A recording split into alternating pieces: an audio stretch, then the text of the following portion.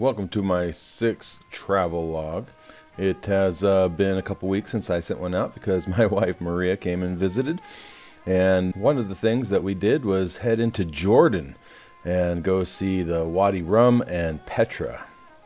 After making it through border security, we got in a vehicle and drove to Wadi Rum, where we met our guide, a Bedouin guide named Ahmed, and he put us in the back of a pickup truck and started to drive us around the Wadi Rum, which is a big desert, beautiful, beautiful desert.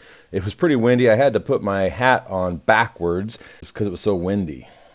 Wadi Rum is unbelievably beautiful. It is a landscape unlike any I have ever seen. And many of the sandstone structures look like they were made of wax and were melting in the hot sun.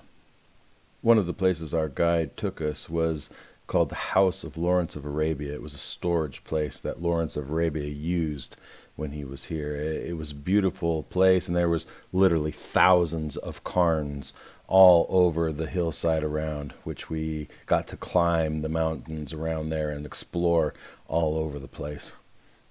Another place that Ahmed took us to was an ancient watering hole where there were stairs carved into the side of the rock and ancient writing from Bedouins of old. Of Allah, the most merciful, and a prayer to Allah for mercy, for making life better. Ahmed made us an amazing Bedouin lunch out in the desert and continued to show us the beautiful sights of the Wadi Rum.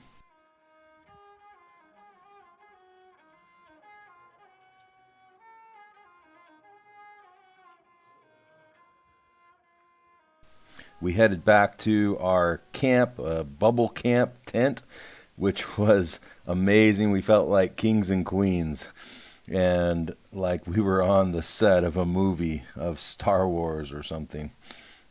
We got to sit and watch the beautiful sunset over the Wadi Rum desert. And I realized wearing my hat backwards all day without sunscreen was a huge mistake. Was pretty embarrassed about my sunburn. In the evening, they would have the big show, they called it, and bring out dinner. Sand would go down.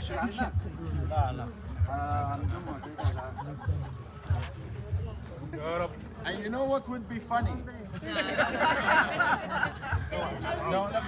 hear something like,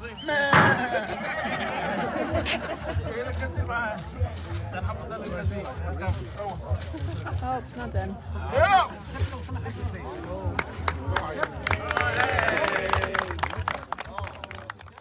And at night in the middle of the desert, you could see an unbelievable amount of stars, and the camp was truly magical. First thing in the morning, we packed up and followed the King's Highway north to Petra. Petra is an ancient Nabatean city in the desert, and it is unbelievable. You may have seen it in the Indiana Jones Last Crusade movie. The first thing you need to know about Petra is that it is ginormous, so much larger than just a treasury that you see in the movie. Our guide for Petra was a man named Muhammad, and as you can see, Petra is a city that has been carved directly into the stone of the canyon around it. And all along this winding path down in the cavern that the city of Petra is carved into, you can see these little niches carved out to the gods that the Nabateans worshipped. You can also see many carvings like this partially eroded camel and driver. As you continue to go forward down this ever-narrowing canyon into the inner city of Petra. And then you round the corner and you see a glimpse of one of the reasons why Petra is considered one of the seven wonders of the modern world. As you walk forward, it's like a scene out of a movie as you slowly get closer and closer to what's called the treasury, not because it actually held treasure, but because they thought there was treasure in one of the parts of the facade of the building. And they would shoot at it with guns when they first discovered it to try to break it open and let the treasure pour out. It was truly stunning. A moment that I will never forget as I came into the courtyard and stared up at the treasury of Petra.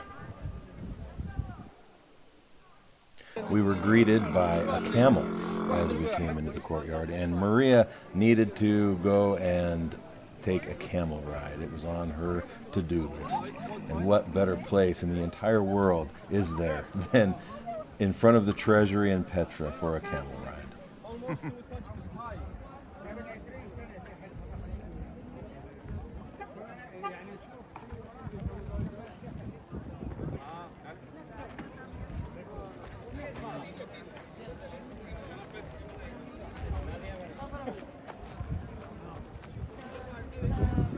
Truly a once-in-a-lifetime opportunity and experience.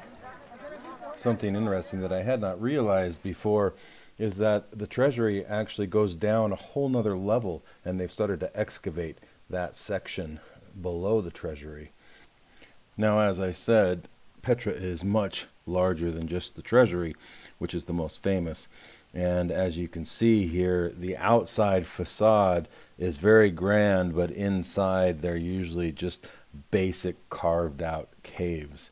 And there are hundreds of these scattered throughout the entire area of Petra.